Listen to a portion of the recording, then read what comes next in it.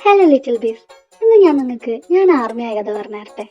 വർഷം 2020. നമ്മുടെ കൊറോണ കുട്ടൻ അർമാദിച്ച് നടന്നിരുന്ന കാലം. ഒരു പണിയുമില്ലാതെ വീട്ടിൽ തേരാപാര നടന്നിരുന്ന ഞാൻ ഒരു ദിവസം എന്റെ ഫ്രണ്ടിന്റെ വീട്ടിലിട്ടു. അവിടെ ചെന്നപ്പോ അവളുണ്ടൊരു ഡൈനമൈറ്റ് പാട്ടും കേട്ടിരിക്കുന്നത്. ഇതെന്താ സംഭവം എന്ന് ഞാൻ അവളോട് ചോദിച്ചപ്പോഴാണ് ഞാൻ ലൈഫിൽ ആദ്യമായിട്ട് BTS, K-pop എന്നൊക്കെ കേൾക്കുന്നത്. പിന്നെ ഞാൻ വീട്ടിൽ ചെന്നിട്ട് K-popനെയും BTSനെയും കുറിച്ച് റിസർച്ചായി.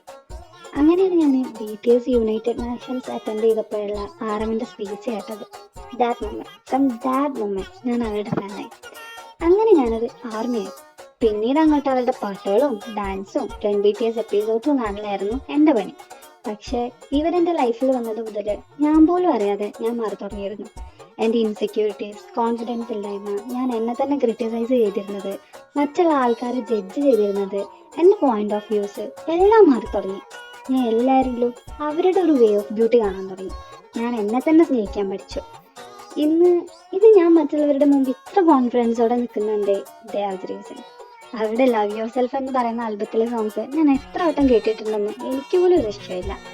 എന്നെ ഞാനായിട്ട് അംഗീകരിക്കാനും എൻ്റെ ഒപ്പീനിയൻസ് ഒരു പേടിയില്ലാതെ മറ്റുള്ളവർക്ക് മുമ്പിൽ പ്രസന്റ് ചെയ്യാനും ഒന്നുമില്ലായ്മയിൽ നിന്ന് ഒരുപാടിലേക്ക് എത്താൻ നമുക്ക് പറ്റുമെന്ന് എന്നെ പഠിപ്പിച്ചത് അവരെ.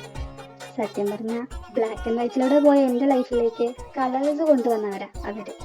ഇനി അവരെ പറ്റി പറയാൻ നിന്നാൽ ഞാൻ തോരാതെ സംസാരിച്ചുകൊണ്ടിരിക്കും. Do you know a funny part?